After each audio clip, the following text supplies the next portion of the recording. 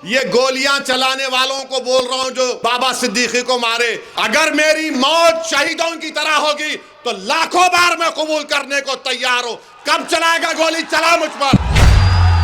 वारिस पठान इंशाल्लाह कामयाब हो गए तो सबसे ज्यादा तकलीफ जिस्म के उस हिस्से में किसी को होगी तो देवेंद्र फडणवीस को होगी। और जिहाद हुआ, और जिहाद हुआ। राहत इंदौरी ने अच्छा कहा था देवेंद्र फडणवीस के बारे में, शायद अब के जो फैसला होगा वो यहीं पर होगा। हमसे अब दूसरी हिजरत नहीं होने वाली। अब ये मुल्क हमारा था, है और रहेगा इंशाअल्लाह ताला। ये देवेंद्र फडणवीस आजकल रातों में भी मेरा वजीफा पढ़ रहे हो। अब बोल रहे ओवैसी तुम हैदराबाद से आए, हैदराबाद चले जाओ। देवेंद्र फडणवीस तुम समझो इस बात को, तुम अपने दिमाग से निकाल दो इस बात को कि फडणवीस बड़ा है, ओवैसी छोटा है। फडणवीस ऊंची कुर्सी पे बैठेगा, ओवैसी नीचे बैठेगा। नहीं फडणवीस, ये तुम्हारी दिमाग की गलती है। बाबा साहेब अंबेडकर का संविधान ने सबको बराबर बना दिया। अगर तुम बैठोगे तो कुर्सी पे टांग डाल के ओवैसी तुम्हारे आंख में आंख डालकर बोलेगा कि मेरा हक मुझे दो। और देवेंद्र बोल रहे नहीं तुम हैदराबाद से हैदराबाद को चले जाओ। अरे देवेंद्र फडणवीस सुनो, हमारे अब्बा आदम अलैहिस्सलाम, हमारे अब्बा जब दुनिया में आए तो अल्लाह ने उनको कहा है भारत में आए। अब्बा पहला कदम भारत में रखे। ये जमीन मेरे बाप की है, कोई नहीं भिजा सकता कहीं भी मुझे। इन्हें बोल रहे हैदराबाद चले जाओ। राहत इंदौरी ने अच्छा कहा था देवेंद्र फडणवीस के बारे में, शायद अब के जो फैसला होगा, सुनो फडणवीस, अब के जो फैसला होगा वो यहीं पर होगा। अब के जो फैसला होगा वो यहीं पर होगा। हमसे अब दूसरी हिजरत नहीं होने वाली। जो पाकिस्तान जाना था जा चले गए। जो वफादार थे तुम्हारे मोदी के और उद्धव ठाकरे के सामने सीना तान कर खड़े होकर बोल रहे हमारा हक हमको मिलना, अब हम मस्जिद को जाने नहीं देंगे, वक्फ को छीनने नहीं देंगे। अब इन्हें बोल रहे जाओ, नहीं जाते। क्या करते तुम? गोली मारते मारो गोली, जेल में डालते डालो जेल में। मगर तुम्हारे इन बातों से अब कोई डरने वाला नहीं है। देवेंद्र क्या बोल रहे? धर्म युद्ध, भिवंडी वेस्ट की सीट धर्म युद्ध और जिहाद। अरे इलेक्शन हो रहा या जंग हो रही? और किसके खिलाफ धर्म युद्ध कर रहे फडणवीस? बोलो तुम जरा। अच्छा मोदी जी ये तो बोल दो सबका साथ, सबका विकास, सबका विश्वास, कहां गया? उड़ गया, टाइम हो गया। देवेंद्र धर्म युद्ध है और जिहाद कर रहे। और जिहाद के माने क्या है बताओ? अरे जिहाद तुम जानते नहीं। जिहाद अगर किसी ने किया ना फडणवीस, अल्लामा फजल हक खैराबादी ने अंग्रेजों के खिलाफ किया था जिहाद का फतवा देकर। जिहाद अगर किसी ने किया था इस देश को आजाद कराने के लिए तो मुरादाबाद के अल्लामा काफी ने दिया था कि इस तरी को गरम करके अल्लामा काफी के सीने पर लगाते थे अंग्रेज। फांसी के फंदे पर अल्लामा काफी को लेके जा रहे और ये अल्लामा काफी मुस्कुरा रहे थे और जबान पर क्या पढ़ रहे थे? नाते रसूल सल्लल्लाहु अलैहि वसल्लम पढ़ रहे थे।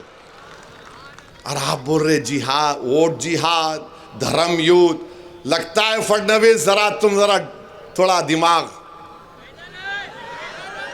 जो आप नौत बोलो, मैं बोलता ना, वरना बोलेंगे वोट जिहाद भिवंडी वेस्ट में हो रहा है। यानी अगर कोई वारिस पठान इंशाल्लाह कामयाब हो गए तो सबसे ज्यादा तकलीफ जिस्म के उस हिस्से में किसी को होगी तो देवेंद्र फडणवीस को होगी। और जिहाद हुआ, और जिहाद हुआ। हम अपने पसंद के उम्मीदवार को वोट डालेंगे। अच्छा तुम अयोध्या की सीट हार गए, वो क्या था? धर्म युद्ध था। मोदी की मेजॉरिटी 1.5 लाख पे आ गई, वो क्या धर्म युद्ध था? गुजरात में तुम सीट हार गए, धर्म युद्ध था। मगर जहां पे मंजलिस आ गई देवेंद्र फडणवीस आ गए अच्छा अब उन्हों भी आए यूपी से, क्या बोल रहे हो उन्हों? कटेंगे क्या? बटेंगे तो कटेंगे। अरे ये कौन सी जबान है? मुख्यमंत्री की जबान है ये, बटेंगे तो कटेंगे।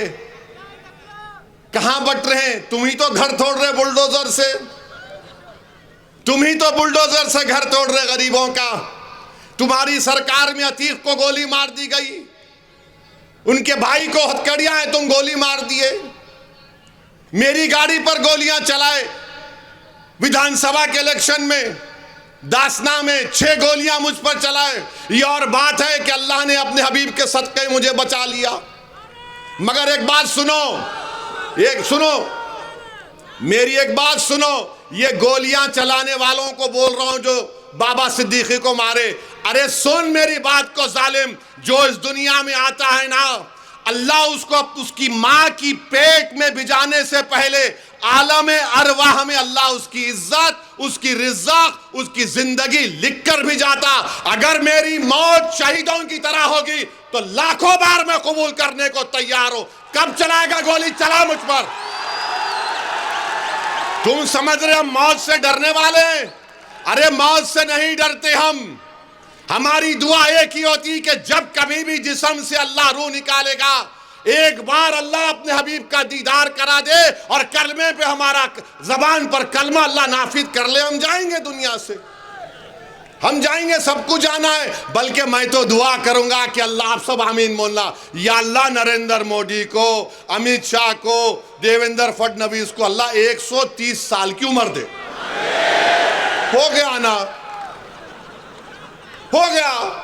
अब तुम जियो, हम तो मौजा ही मौजा करते हुए जाएंगे।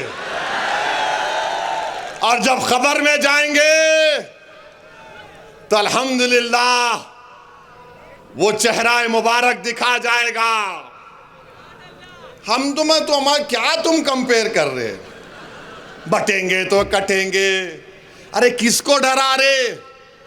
ये डरने वाले नहीं हैं, ये डरने वाले नहीं है। हाँ, 1 दिन 2 दिन 3 दिन 10 साल से तुम डरा रहे हो, मगर डरने का नाम नहीं ले रहे हैं। 1 साल से इजराइल मार रहा है 40,000 लोगों को, तब भी उनके हौसलों को नहीं तोड़ सका। दुनिया परेशान है। क्या है ये वो है आका के गुलामों के गुलाम है हम लोग। ये तुम्हारे डराने से डरने वाले नहीं है। तुम किसी और को डराओ, बटेंगे कटेंगे। एक है तो सेफ है, वो वहां चले जाओ, यहां चले जाओ। वो दिन चले गए, अब कोई डरने वाला नहीं है। अब ये मुल्क हमारा था, है और रहेगा इंशाअल्लाह ताला।